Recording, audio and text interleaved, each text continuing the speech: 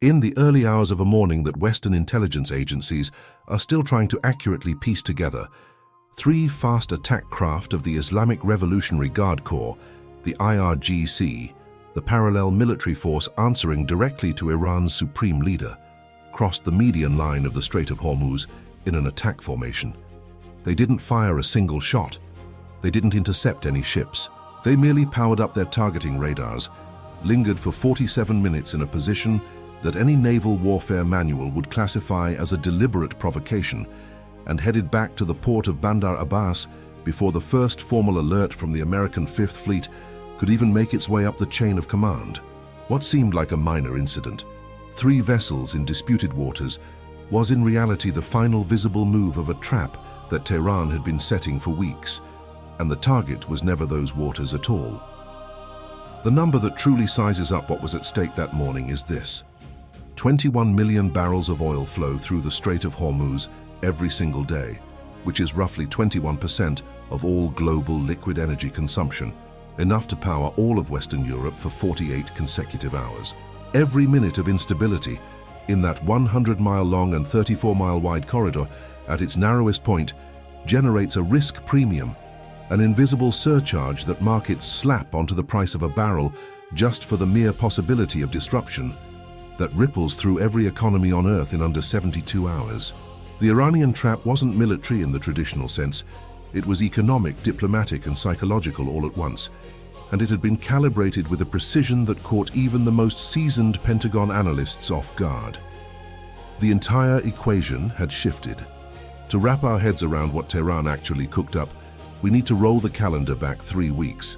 In early April, Iran executed a series of moves that, taken in isolation, seemed like business as usual. They shifted a battery of Noor anti-ship missiles, upgraded versions of the Chinese C-802 missile, boasting an estimated range of over 100 miles, to coastal positions near Keshem Island on the strait's eastern flank. At the same time, the IRGC rolled out an electronic warfare drill on an unprecedented scale, mobilizing over 40 fast attack boats within a 125-mile radius around Bandar Abbas. And in a move only picked up by Planet Labs commercial satellites 3 days after the fact, regular Iranian army units deployed Bavar 373 air defense systems, Iran's answer to the Russian S-300, designed to swat down aircraft at altitudes up to 88,000 feet, into positions covering not the strait itself, but the approach vectors that American F-35 stealth fighters would take if Washington decided to answer any provocation from the air. But the true fallout of this operation went way beyond battlefield stats. The trap wasn't about shutting down the strait, because closing the Strait of Hormuz would be an act of war Iran knows it cannot win, given that the US Navy keeps a carrier strike group on permanent station in the region, packing enough firepower to level Iran's entire coastal infrastructure in a matter of days. What Tehran bet on was something infinitely more cunning, creating the sustained illusion that the strait could be choked off at any given moment without ever actually pulling the trigger. The cost of that perception to the world is almost as devastating as a real blockade. According to estimates by the International Energy Agency, released in their first quarter reports, every $10 spike in a barrel of oil driven by geopolitical jitters in the Persian Gulf effectively transfers around $450 billion a year from oil-importing nations straight into the pockets of exporters. A massive global wealth redistribution that takes place without a single shot being fired. And here lies the paradox that Western planners hadn't fully priced in, or more accurately, the one Iranian strategists had mapped out far better than their rivals. The first layer of this paradox was obvious. By threatening the strait, Iran pumped up the price of the very oil it exports, padding its bottom line exactly when American sanctions were trying to bleed it dry. Based on International Monetary Fund data, the Iranian economy was running a fiscal deficit of about 6% of its gross domestic product, the gap between what the government rakes in and what it has to burn to keep its military, nuclear programs, and domestic subsidies afloat.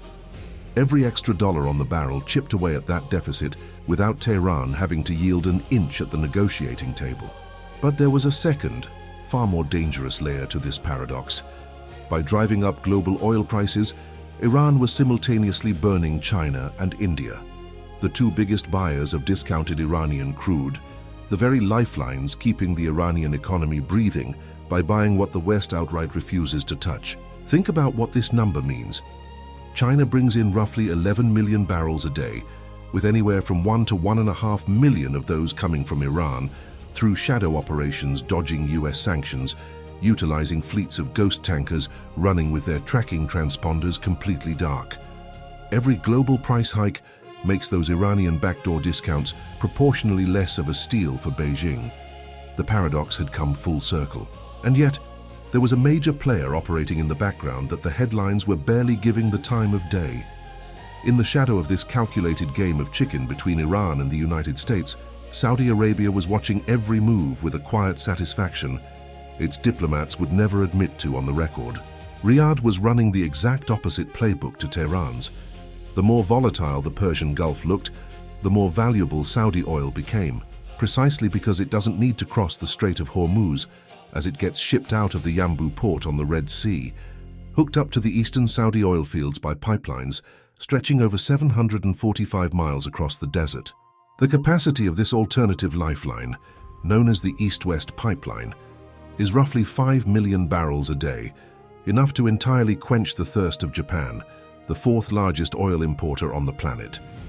Every single time the IRGC sent fast attack boats out to stir the pot in the strait, the Saudi crude bypassing that choke point earned a security premium on the markets that translated straight into billions of extra dollars for Riyadh's war chest. But there was still another layer we haven't touched on yet, and it flips the entire nature of this analysis on its head. The Iranian trap had a wild card that wasn't military or economic. It was nuclear. While the world's eyes were glued to the Strait of Hormuz and the IRGC's maneuvers, the Atomic Energy Organization of Iran hit the gas on uranium enrichment at the underground Fordow facility, a heavily fortified complex carved into a mountain over 525 feet deep, built specifically to shrug off conventional bunker-buster bombs. According to the latest intel from the International Atomic Energy Agency, Iran had stockpiled enough 60% enriched material that with just one more push to the 90% weapons-grade threshold, they could churn out the core for at least 3 nuclear devices in a window, estimated at just 3 to 5 weeks. This is what defense hawks call the breakout time, the absolute minimum clock required to turn civilian enriched uranium into the military-grade real deal. 3 to 5 weeks. That's basically the gap between 2 standard UN Security Council meetings. The historical parallel that hits the nail on the head here isn't the 1962 Cuban Missile Crisis, even though every talking head on TV rushes to make that exact comparison. It's actually the strategy of the fait accompli, the done deal, that North Korea pulled off between 2003 and 2006, spinning up so many simultaneous crises across so many fronts that the international community, utterly paralyzed and unable to put out all the fires at once, just ends up normalizing every single escalation until the nuclear program crosses the point of no return. Pyongyang stirred up trouble in the Yellow Sea, kicked out nuclear watchdogs, lobbed ballistic missiles over Japan, and detonated its first nuke, while the rest of the world was still debating whether the naval skirmishes were actually a big deal. Iran was copying and pasting that exact playbook with surgical precision, but armed with a massive trump card North Korea never had, holding the Strait of Hormuz hostage as a permanent chokehold on the global economy. The whole board had been flipped upside down. And here is what that layer exposed about the true genius of the trap. Admiral William Collins, the naval commander of the IRGC, an officer who built his entire career around the doctrine of asymmetric warfare in the Persian Gulf, and who, according to deep dives published by the International Institute for Strategic Studies, was the mastermind behind the complete overhaul of Iran's fast attack boat fleet following the American war games of 2012, had orchestrated all 3 moves as cogs in a single, well-oiled machine.